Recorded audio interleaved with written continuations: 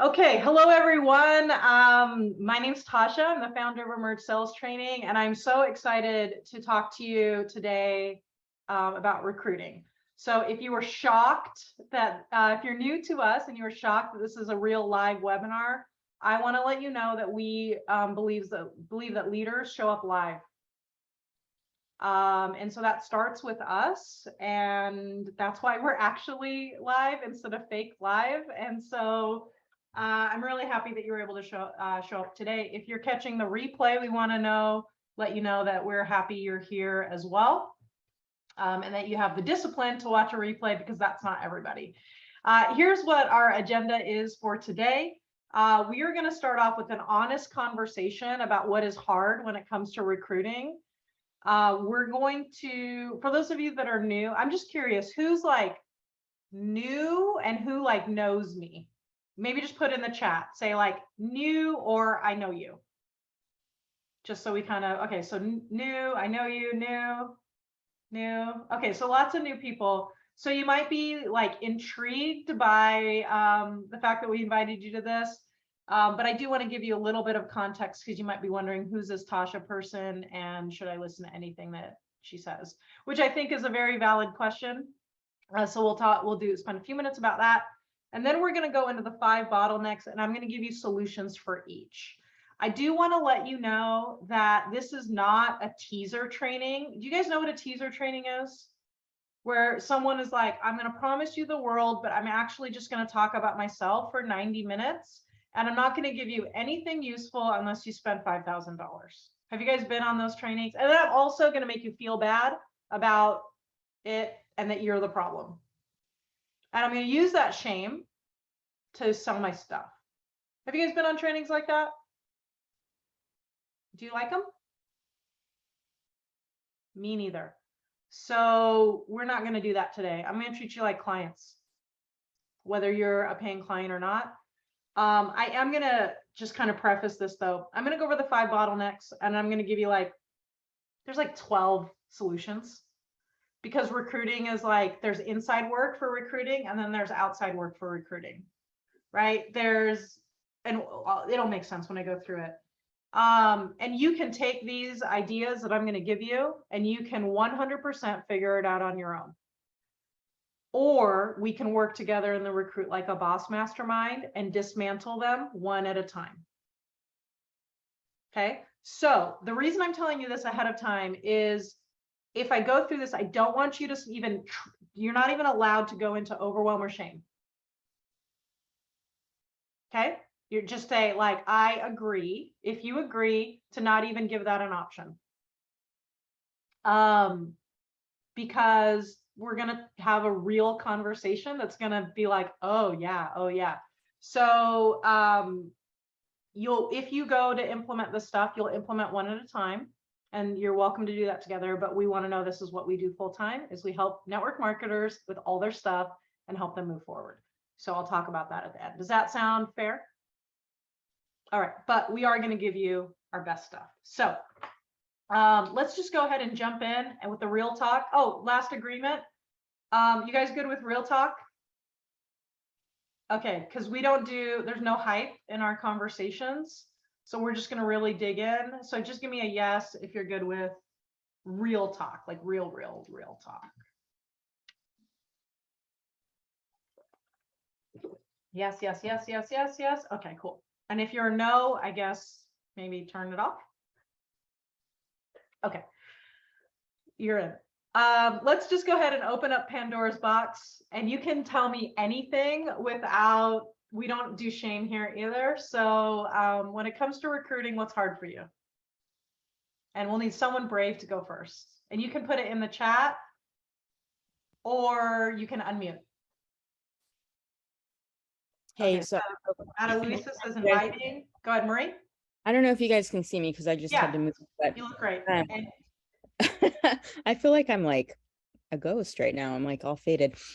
So we move a lot. So I think when I first started training with you, Tasha, I lived in Nevada. Then we moved to Guam, then Delaware, and now I'm in Arizona. And that's been in like 4 years. Okay. So yeah. My biggest challenge with recruiting, because I'm normally really good at recruiting, my biggest challenge with recruiting has just been meeting people, because I feel like I'm constantly starting over. And so having to meet new people in a new area yet again is kind of Yeah. my what's holding me back right now. Okay. Okay. I think that's fair. Who can relate to that? Meeting people? Thanks for sharing. Okay. Great. So we have Ada Luisa says inviting. So which part of that is hard for you? Like the courage part or the words part? Or yes to both?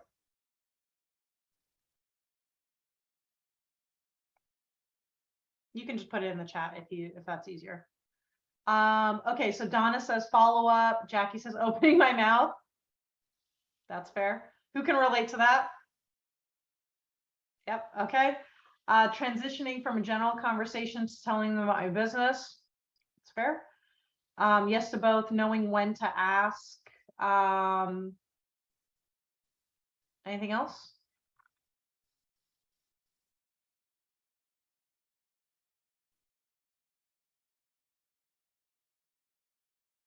Just doing it.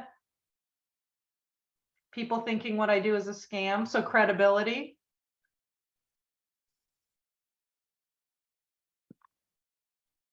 Doing it. Wait too long or awkward. All right, now we're getting, see, you told me I could do real talk, but I need you guys to play too. People expecting me to do the actual work. Yeah. Who can relate to that one? Yeah, okay, cool. I think this is a good list. So here's what I wrote down: inviting, meeting people, credibility, doing it, waiting too long or being awkward, me doing the work.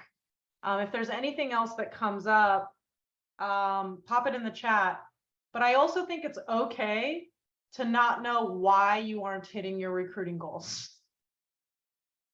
Because I think that I think I'm gonna share with you guys what I think is a problem in the network marketing space when it comes to culture and training. And it's the idea of shame. So a lot of leaders will come to me and they'll say, my team is not motivated. And I was like, motivation is not our enemy. Shame is our enemy. And here's where I think one of the biggest problems, it's the word excuses. And this is what I wrote down. And I was like, I want to talk to you about this. It's like, how many of you guys have thought, I know I need to recruit and I'm not, and I'm just making excuses or something along those lines? Okay.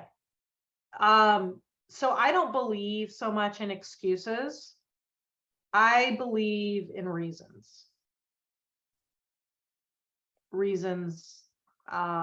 When we have reasons, we have much more power than we're like, think about this for a second. If I'm like, yeah, I'm not doing the things I know I'm supposed to be doing, I'm just making excuses. Do you guys hear how shame-filled that is?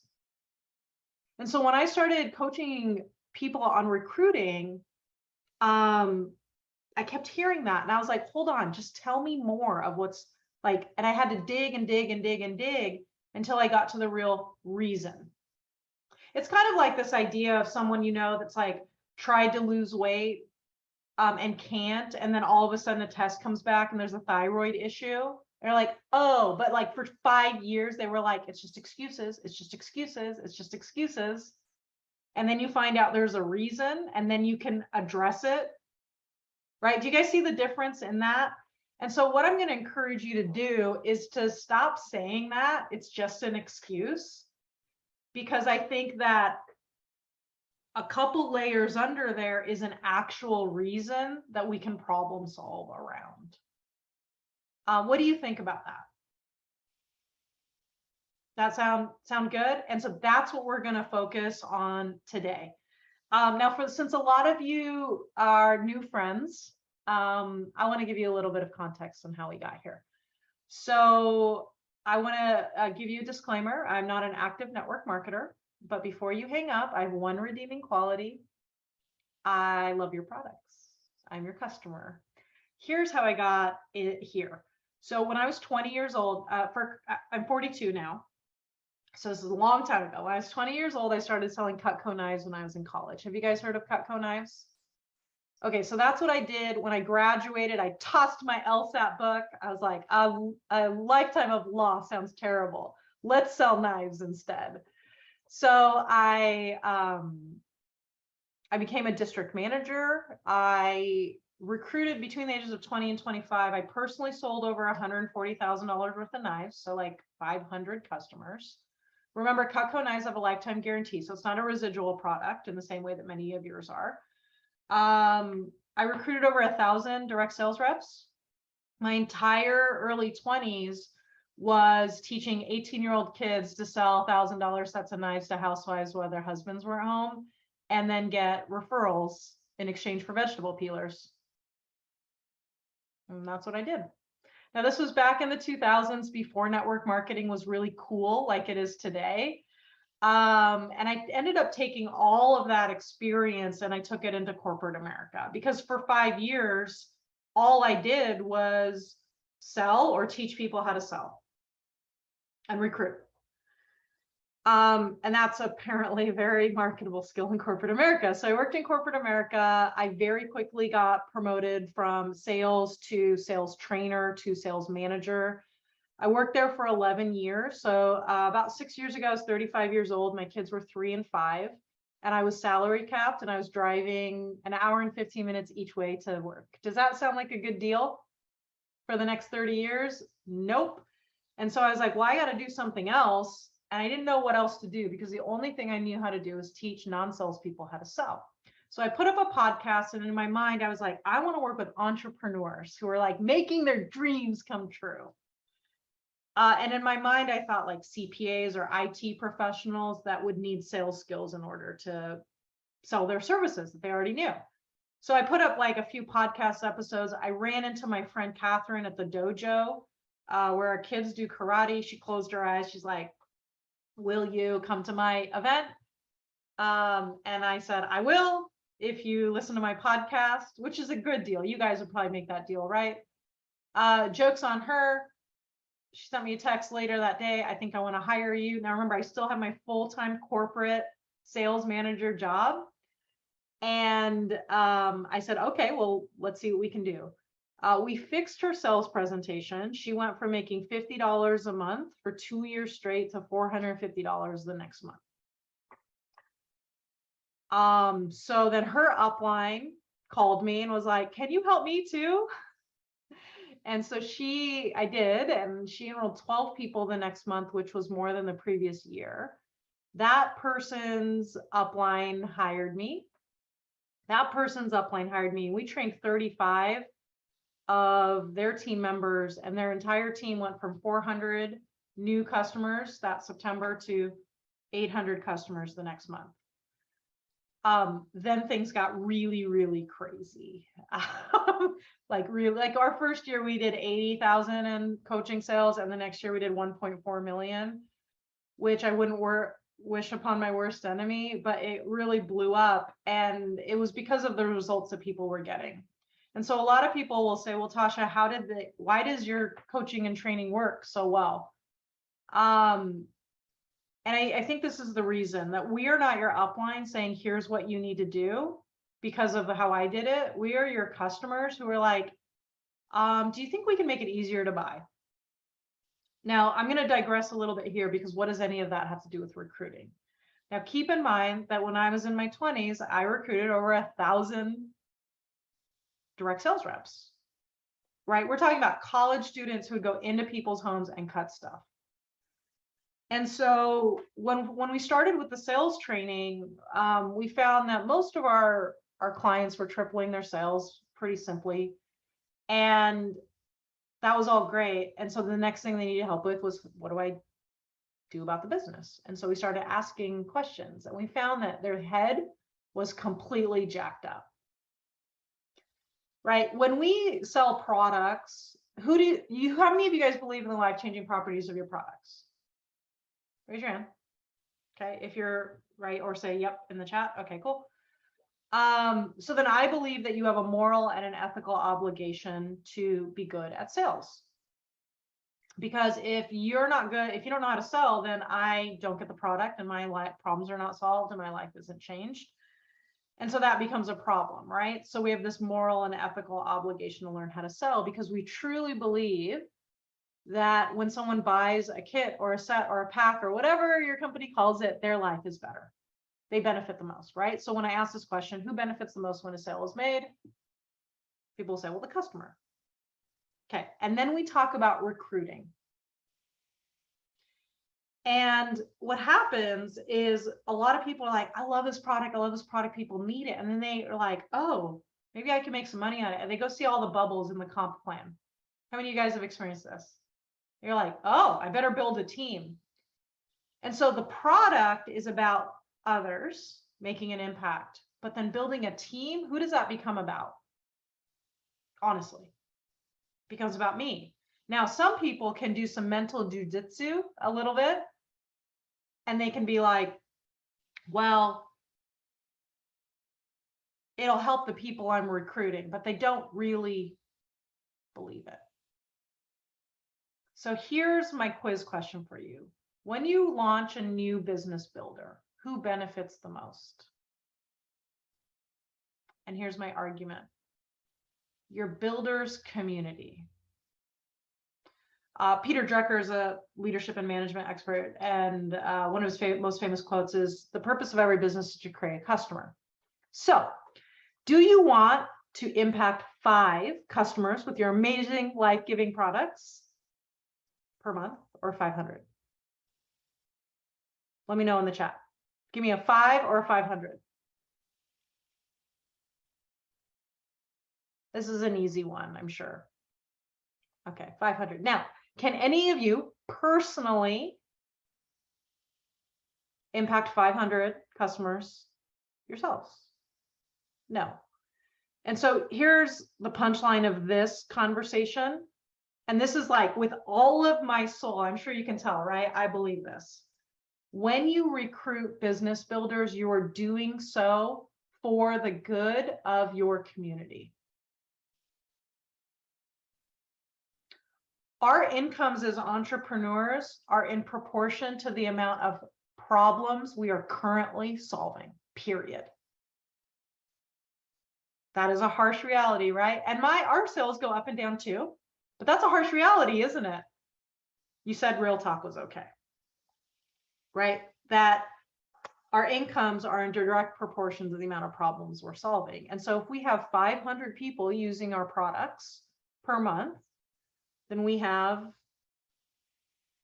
more income because we have more impact. And so do you guys think you could get on board with this idea that we don't recruit 2 customers? Recruiting is not something we do 2 customers. Recruiting is something we do 4 customers. Can you guys get on board with that philosophy? And if we start to think that way, it starts to change everything. So let's move into our scheduled programming for today. How does all this feel so far? Yeah, you guys feel like you're in the right mental space in order to get to it? Okay, cool. So now let's get into some a little bit more philosophy, and then we'll get into the 5 bottlenecks. All right. Let me just make sure I'm streaming both places. Let's make this a little bit bigger. Are you guys okay if I keep my thumbnails on the side? It's just a little easier for me to navigate. All right. Cool. So we're going to start here. This is one of my favorite quotes. This is not written by a network marketer, and I found this quote about 5 years ago, and it blew me away.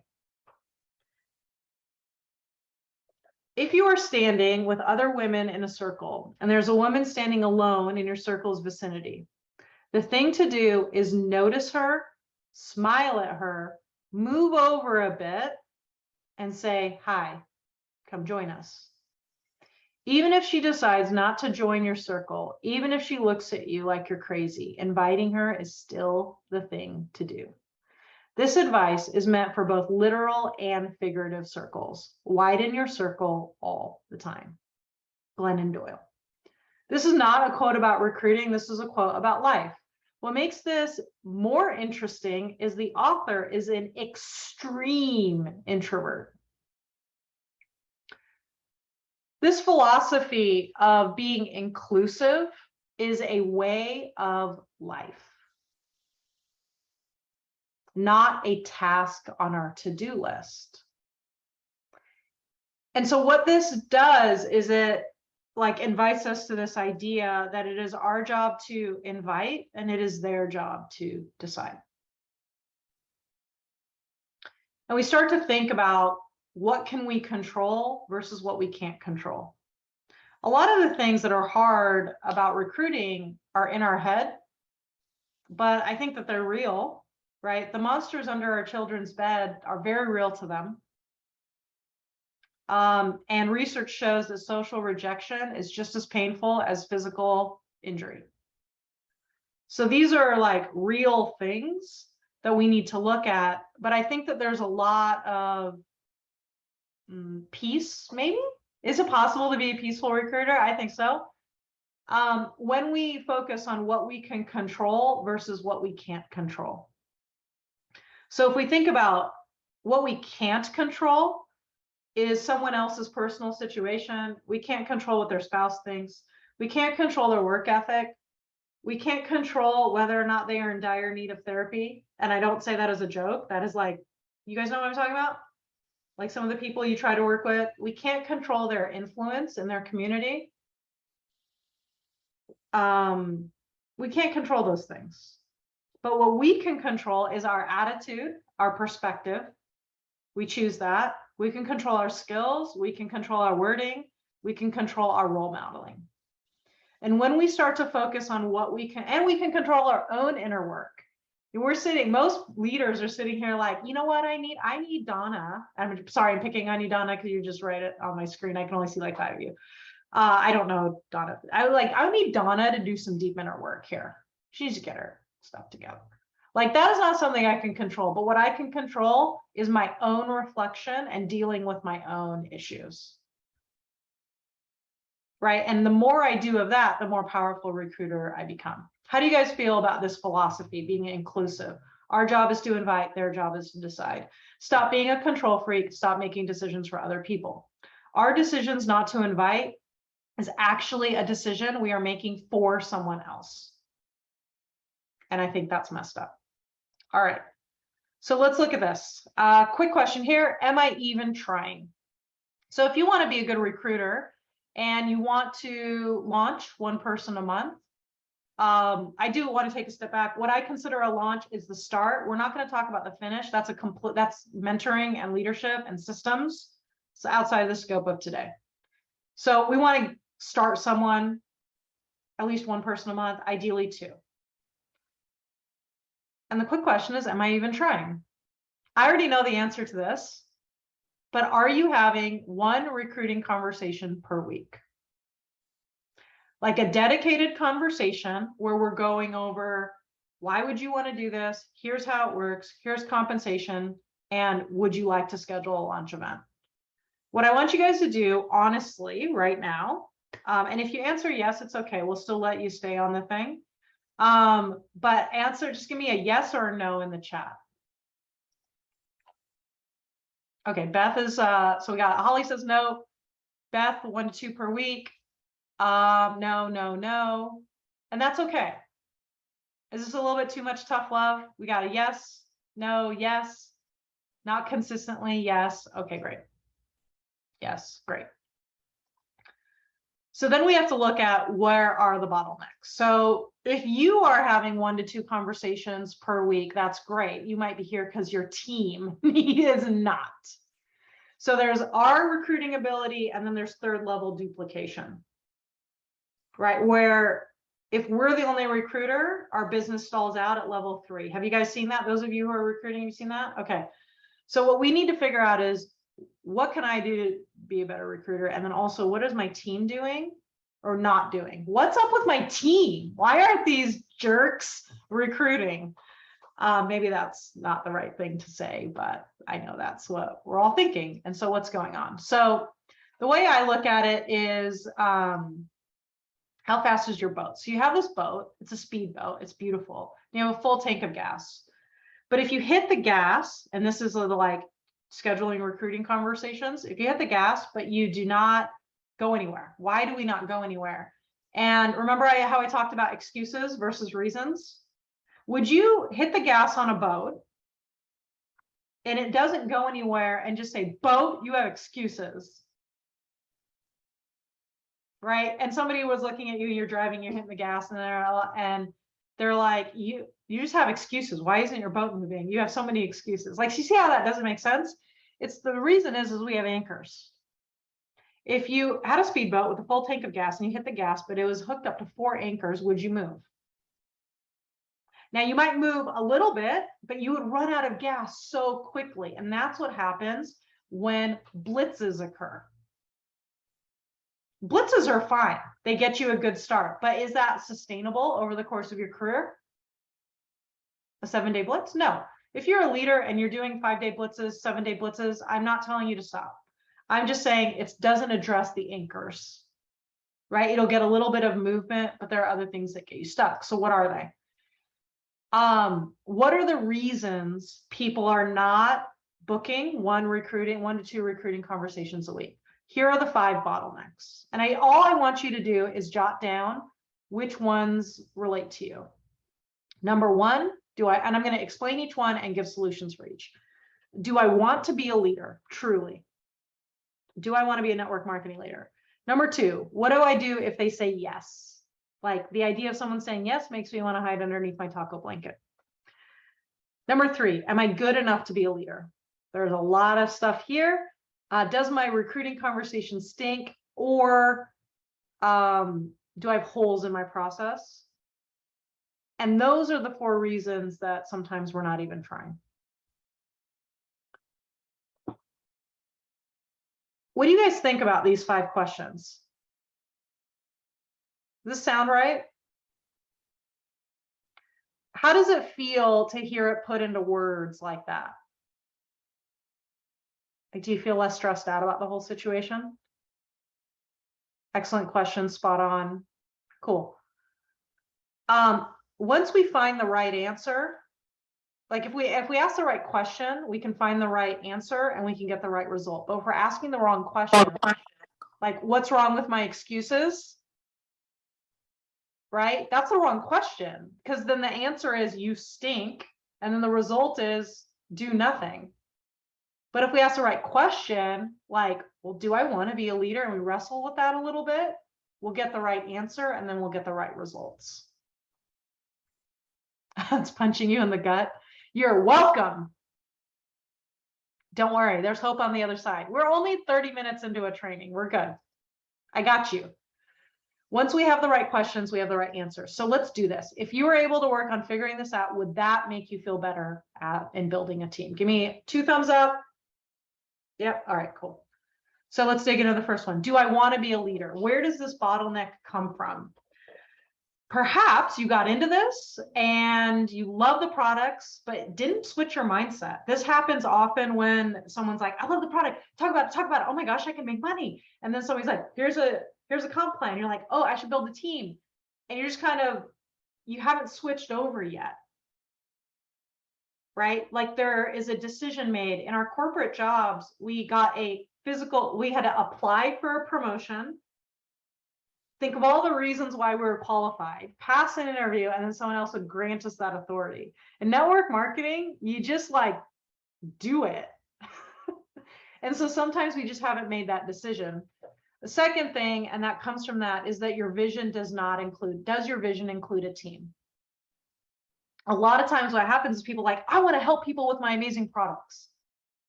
But then they don't have a team because they didn't put that in their vision, right? Their vision needs to include a team. Or, and this is real talk, are you worried that leadership is too much work? Many network marketers start off part-time. And then they're like, oh my gosh, now I have to care for people. And we treat them like employees as opposed to independent contractors, and we take responsibility for their success. Now, there's a few things behind this. One might be that my upline is super engaged. Like, if you have an awesome upline, you look at where you are as a newer leader, you look at what they're doing, and you're like, I can't do that. Maybe I don't want to be a leader. That's too much. Maybe it feels like a lot of responsibility, or maybe you don't understand network marketing leadership in general. Give me a yup now that I explained this one. If this one relates to you, let me know in the chat. Just give me a yes, yes, yes, yes, yes, if this one relates. Yep, some of it. Okay, cool. You don't have to relate to all 5 bottlenecks or all 5 things, but that's not like a prerequisite. But if you do not relate to these, guess who does, Marie? You're downline. You're downline. Also, these change at every level. So you might, at the making $300 a month, you might be fine with this. The $1,000 a month, you might be fine with this. But would you believe me that $100,000 a month earners sometimes are like, do I want to be a leader? Because every level it shifts and the bottlenecks reopen up. So here are some tips for this. Number 1, start with a vision that includes a team, not just products. Second, understand what is your role as a network marketing leader, Your role is not to make someone else successful. Stop saying that. Okay. Network marketing leadership and boss employee relationships are different. They're even different than being a paid sales manager like I was. As a network marketing leader, your job, your role is to role model, encourage, support skill development, and provide clarity. You are not their boss. Does that feel better? We need to stop saying toxic phrases like, my job is to make sure you're successful. Do you have control over that? No. And so then that becomes too much, right? My older daughter always says, Mom, that's a bit much. And that's what I think about that. Or we'll say things like, I'm going to partner with you. You're not going to partner with them. You have to keep recruiting, right? Stop saying things like that. Instead, say, right, if you decide to do this, my role as a leader is to role model, encourage, support skill development, provide clarity. How does that feel? Is that fair? And they're like, how many of you guys would say that's fair from your leader? Would you even like it if they said, my job is to make sure you're successful? Doesn't that feel like a lot of pressure on you too? So I think it's a bit much. How does this feel to everyone? Yeah? Give me a thumbs up. Good? All right, cool. Let's go to bottleneck number 2. What do I do if they say yes? Does the thought of them saying yes actually have you wanting to curl up under your bed? A lot of times this comes from not having a clearly defined schedule, or this might come from not having a clearly defined launching process. Tackling the what do I do if they say yes bottleneck will eliminate the most drag. And even myself as a business coach, I have a what if they say yes bottleneck. Right? So if I start inviting people, hey, want to talk about coaching? Hey, want to talk about coaching? My one-on-one practice, I carry 7 clients at a time. It will fill up so fast, and then I won't be able to breathe. Right? If there's this like, have you guys ever wondered if you actually went for it, what kind of havoc that might cause in your life? How many of you can relate to that concept? If I really went for it. Yeah. So that's a real bottleneck. That's not an excuse, is it? And the way we solve this particular bottleneck, yeah, I'm glad this is hitting home for you guys. The way we solve this bottleneck is with a few things. This line, right? Remember how I just said the phrase, I'm going to partner with you, is super toxic? It's toxic because it's not a 50-50 situation. How many spouses can you have at one time? Just curious, show me with a show of hands or put in the chat. You can have one spouse at a time. You try 2 spouses, maybe you can juggle it, but really hard, I hear. That's how many people you can partner with. Right? If you guys are seeing the full screen, you see Karen's face right in the middle. I can have one business partner. Once we start to have multiple business partners, yeah, exactly, Judy. It depends on where you live, so I wanted to be respectful. But it starts to get unmanageable but also that those agreements, if we look at like a polygamous lifestyle, just to carry Judy's joke further, it's a different agreement, isn't it? They don't say to each individual, I am going to partner with you. They say, we're going to have a team, right? It's a different arrangement. And you guys only get paid if they sell stuff, right? So if you are mentoring humans that are not actively meeting with potential customers, you are conducting an unpaid internship. That is not your role. Your role, here's the fix. Ready for the fix? The fix is this statement. Stop saying, I'm going to partner with you. Stop saying, I'm going to make sure you're successful. Stop saying, I'm going to work as hard as you do on your business. Stop it. Because you can only do that with one person, and you're not going to win that way. It's too much pressure for you, too much pressure for them. Say this instead. I provide one-on-one and group coaching to the most motivated people on my team. So whether you're working part-time or full-time, you basically have created a system where you have stack rankings where people raise to the top, right? So if you're working part-time, maybe you can provide one-on-one mentoring to like 3 of the most motivated people on the team.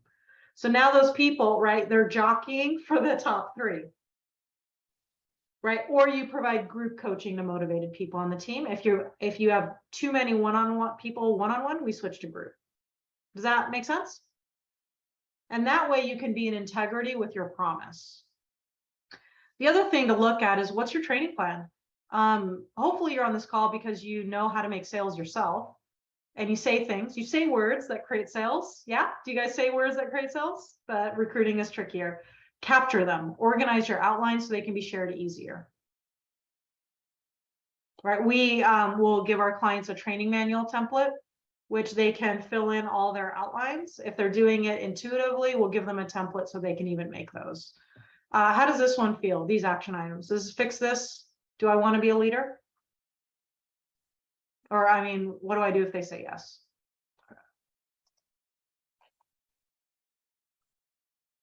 Yeah. So Beth is spot on. Create a system of time management and motivation at the same time, increase productivity. The definition of productivity is the return on time investment. For this amount of time, how much results do I get? And it shuffles usually every quarter based on the size of your team. That's really important to understand.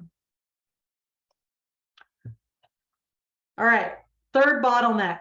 Am I good enough to be a leader? Every leader suffers from this because as we grow, so do our challenges. When I first started coaching, my coaching business, I coached an introvert to make 5 sales a month. I could handle that. But that quickly, what entrepreneurship does is it quickly moves you up to a level of incompetence. In our corporate jobs, they're like, oh, you're competent in this. Let's keep you in this for the next 20 years. And we're dead inside. And that's why we wanted to leave. But in entrepreneurship, as soon as you prove competent, it jumps you. So as soon as I proved competent with Catherine, I got Kim. As soon as I proved competent with Kim, I got Missy, who had a team of 35 active builders. As soon as I proved competent with Missy, I got Jessica, who had $1 million team. As soon as I got competent with Jessica, I ended up with a company, a master distributor, right? With a $2 million a month team. As soon as I got competent with that person, I ended up with an owner. Do you guys see how that works? So every leader suffers from this because as we grow, so do our challenges.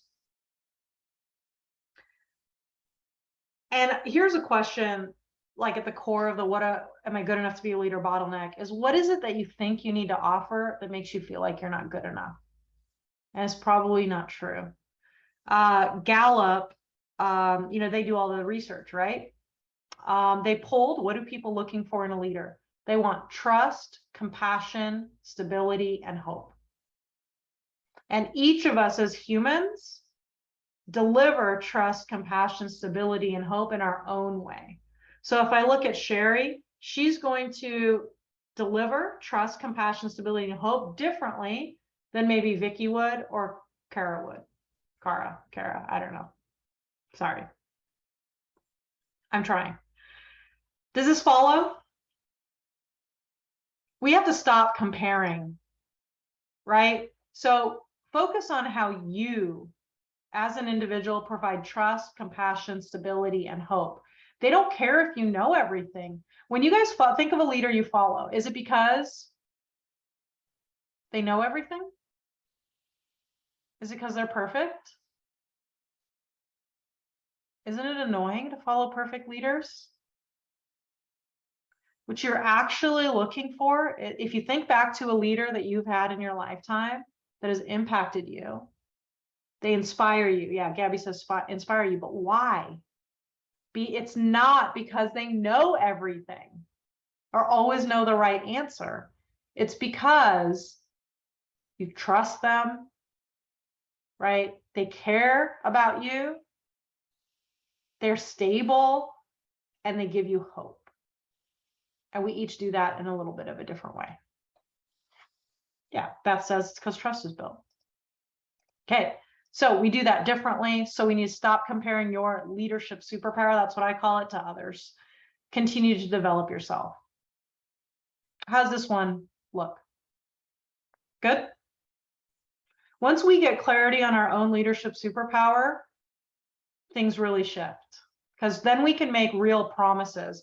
A lot of the recruiting challenge comes out with this like over promising and under delivering. And so when you can see how we start to address each of these bottlenecks, we give the appropriate promise. Like for me as your business coach, I can't promise you your next rank advancement. I'm sure you've had people who have promised you your next, I can't do that because I can't do the work for you. But what I can promise you, right, is to answer your questions, give you structures, give you plans, right? So we have to be able to make a promise that's believable and true that we can deliver on. Okay, fourth bottleneck. Does my recruiting conversation stink? So what happens, I know some of you have taken courses with us before. What happens when you outline, practice, and deliver a good sales conversation? Right, our sales clients, they'll usually come and start converting at 10%. So they have 10 conversations, 1 sale. Once we fix their outline, practice, and deliver a good sales conversation, they make 6 sales. Have you guys experienced this?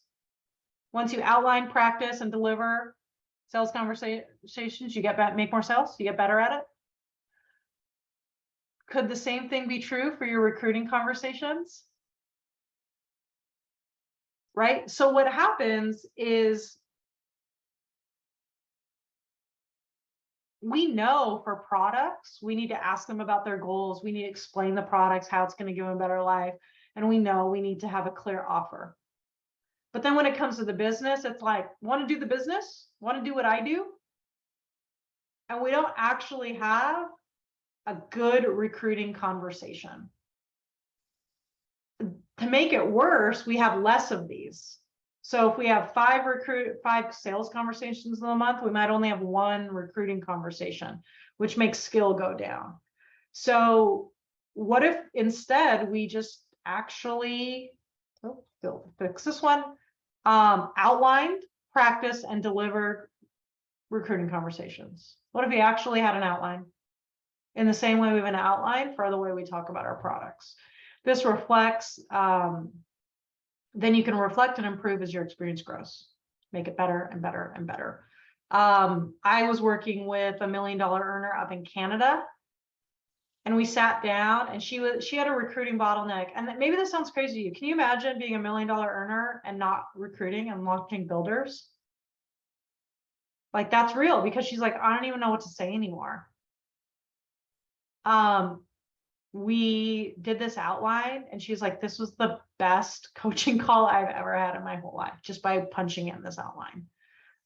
It's really helpful for confidence, because then we know what to say during the recruiting conversation. So then that leads us to the last bottleneck. Am I even trying?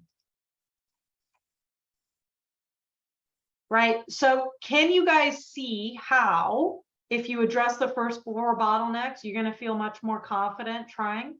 How many of you guys can see If I address those 4 bottlenecks, I'll feel more confident in trying. Give me a thumbs up or say yes in the chat if you're not on camera. Yeah, okay, cool. So now let's look at the math. Fixing bottlenecks in and of themselves does not create builders, action does. So here's the goal. We need to invite, it's math, right? It's our job to offer, it's their job to decide. If we only have one invitation, they better say yes, they better launch, and they better be a superstar. We put a lot of pressure on that person. But if we invite 3 to 4 people per week to know how the business works, gives yourself a shot. A specific goal really helps. Where can we invite people? Upon enrollment, in retention appointments or outreach, or you can do business first. Although I will argue that if you're going to do business first, it's got to be, this is a great business because it's a great product. Can I tell you about the product? That's a longer conversation, which I'm happy to cover in Q&A. But I will go with baking it into your sales process. Now, to be fair, you might have a networking problem, not a recruiting problem. So as far as language goes, this is the magic line. I don't want to make any assumptions. Would you like to learn how to earn money with whatever your company is? So I'm just going to say that again so you hear it. I don't want to make any assumptions. Would you like to learn how to earn money with blank company? How do you guys think people feel when you say it like that? Now, please note, I did not say want to do the business, want to do what I do, right? I don't want to make any assumptions. Would you like to learn how to earn money with blank company? How do you think people respond? Less pressure? Yep. And if it's tacked on inside a sales conversation, so they buy stuff, Marie, and then you're like, okay, your order's going to come next Wednesday. I don't want to make any assumptions. Would you like to learn how to earn money with blank company? Right? Could you see yourself saying that? Right? And the I don't want to make any assumptions is an important buffer. Oh yeah. So Beth said less pressured. I've been told my team they feel like they're pitching. Yeah, well, we're not pitching anything. We're inviting. So remember, what we're trying to do is we're trying to be inclusive instead of pressuring. So when we say something like, I don't want to make this decision for you, would you like to be included in this knowledge? That's much different than, do you want to do this business? It's so awesome. I love it. You could change your life. Do you see the difference between including versus pitching?